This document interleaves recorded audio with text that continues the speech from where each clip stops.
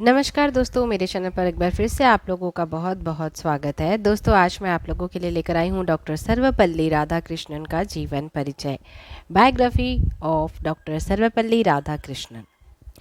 Video start करने से पहले आप लोगों से रिक्वेस्ट है, अगर आप मेरे चैनल पर नए हैं, मेरी वीडियो फर्स्ट टाइम देख रहे हैं, so please it's a request, channel को प्लीज़ सब्सक्राइब कर लीजिएगा। वीडियो हेल्पफुल लगे, यूज़फुल लगे तो प्लीज़ वीडियो को लाइक जरूर कीजिएगा और दोस्तों के साथ शेयर भी कर दीजिएगा। तो चलिए शुरू करते हैं डॉक्टर सर्वपल्ली राधाकृष्णन का जीवन परिचय। सबसे पहले हम उनका एक छोटा सा परिचय देखेंगे। पूरा नाम डॉक्टर सर्वपल्ली राधाकृष्णन, जन्म 5 सितंबर 1888, जन्म स्थान तिरुमनी गांव मद्रास, माता का नाम सीताम्मा, पिता का नाम सर्वपल्ली वीरास्वामी, जाति ब्राह्मण, पद भारत के पहले उपराष्ट्रपति, भारत के दूसरे राष्ट्रपति, पत्नी का नाम शिवा कमू, मृत्यु 17 अप्रैल 1975, मृत्यु स्थान चेन्नई। अब इनके प्रारंभिक जीवन के बारे में थोड़ा देख लेते हैं। डॉक्टर सर्वपल्ली राधाकृष्णन का जन्म 5 सितंबर 1888 को तमिलनाडु के तिरुमनी गांव में एक गरीब ब्राह्मण परिवार में हुआ था। इनके पिता का नाम सर्वपल्ली वीरास्वामी था। वह एक विद्वान ब्राह्मण थे और राजस्व विभाग में कार्य करते थे। इनकी माता का नाम सीताम्मा था। इनका विवाह वर्ष 1903 में अपनी दूर की बहन शिवा कामू के साथ हुआ था, जिनकी इनकी पत्नी ज़्यादा पढ़ी लिखी नहीं थी, परंतु तेलुगु भाषा पर इनकी अच्छी पकड़ थी। वर्ष 1908 में इन्होंने एक पुत्री को जन्म दिया। अब इनकी शिक्षा पर दृष्टि डालते हैं।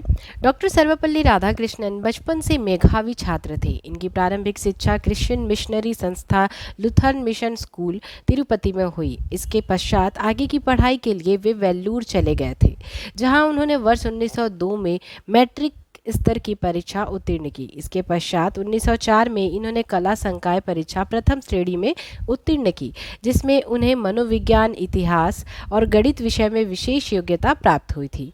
इसके पश्चात इन्होंने दर्शन शास्त्र में अपना स्नातकोत्तर पूरा किया। राधाकृष्णन जी को अपने पूरे जीवन शिक्षा के क्षेत्र में स्कॉलरशिप मिलती रही। अब देखते हैं डॉक्टर सर्वपल्ली राधाकृष्णन का करियर। वर्ष 1909 में अपनी पढ़ाई पूरी करने के बाद मद्रास प्रेसिडेंसी कॉलेज में दर्शन शास्त्र के अध्यापक के रूप में कार्य किया था।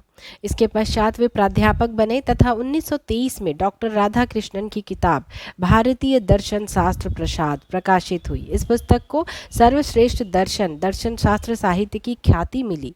इन्हें ऑक्सफोर्ड यूनिवर्सिटी में हिंदू दर्शन शास्त्र पर भाषण देने के लिए भी बुलाया गया था, जिसके पश्चात वे इंग्लैंड के मशहूर ऑक्सफोर्ड यूनिवर्सिटी में दर्शन शास्त्र के प्रोफेसर बन गए। वर्ष 1939 में वे बनारस हिंदू विश्वविद्यालय में कुलपति बने। सन 1948 तक किसी पद पर बने रहे। डॉक्टर सर्वपल्ली राधाकृष्णन जी का राजनीतिक करियर, चलिए इसके बारे में एक बार देख लेते हैं। जब डॉक्टर सर्वपल्ली राधाकृष्णन अपने यूरोप और अमेरिका दौरे से पुनः भारत लौटे थे, तब जवाहरलाल नेहरू जी ने राधाकृष्णन से यह आग्रह किया कि वह विशिष्ट राजदूत के रूप में सोवियत संघ के साथ राजनयिक कार्यों को करें। मतलब सबसे बड़ा जो उनको राजनीति में लाने का जो योगदान है वो जवाहरलाल नेहरू जी का है।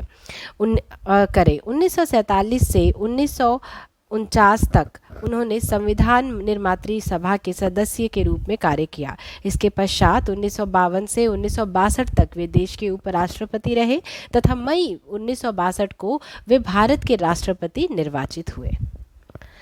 अब इनको देख लेते हैं कौन कौन से पुरस्कार और सम्मान मिले कौन कौन से ईयर में। 1931 नाइट बैचलर सर की उपाधि आज़ादी के बाद इन्होंने इसे लौटा दिया था। 1938 fellow of the British academy. 1954 Bharat Ratna. 1962 उनका जन्मदिन 5 सितंबर शिक्षक दिवस के रूप में मनाने की शुरुआत हुई थी।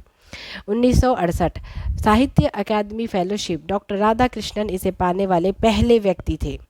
1975 टेम्पलेटो प्राइज ये मिला था इनको मरणोपरांत। 1989 ऑक्सफोर्ड यूनिवर्सिटी द्वारा उनके नाम से स्कॉलरशिप की शुरुआत हुई थी। अब उनकी कुछ कृतियाँ किताबें देख लेते हैं। डॉक्टर सर्वपल्ली राधाकृष्णन एक महान दार्शनिक तथा लेखक थे। उन्होंने कई पुस्तकें लिखी, जिनमें से कुछ हैं भारत की अंतरात्मा, भारतीय संस्कृति कुछ विचार, भारत और चीन, भारत और विश्व, गौतम बुद्ध जीवन और दर्शन, प्रेरणा पुरुष, स्वतंत्रता और संस्कृति, भारतीय दर्शन वन और भारतीय दर्शन 2, और भी बहुत सारी पुस्तकें लिखी, आप नेट पे सर्च करेंगे तो आपको मिल जाएगा अगर आपको और चाहिए तो। अब उनकी देख लेते हैं मृत्यु कब हुई थी। मृत्यु 17 अप्रैल 1975 को एक गंभीर बीमारी के चलते इनका निधन हो गया, परंतु एक महान दार्शनिक तथा महान शिक्षक के रूप में वे आज भी अमर हैं और हमेशा रहेंगे। तो दोस्तों इनका जीवन परिचय यहीं समाप्त होता है। वीडियो पसंद आई हो तो वीडियो को लाइक कीजिए, दोस्तों के साथ शेयर कीजिए, और अगर अभी तक आपने मेरा चैनल सब्सक्राइब नहीं किया है तो प्लीज़ चैनल को सब्सक्राइब करके बेल आइकन को प्रेस कर दीजिएगा, ताकि जो भी मैं वीडियोस डालूँ उसकी नोटिफिकेशन आप तक पहुँच सके।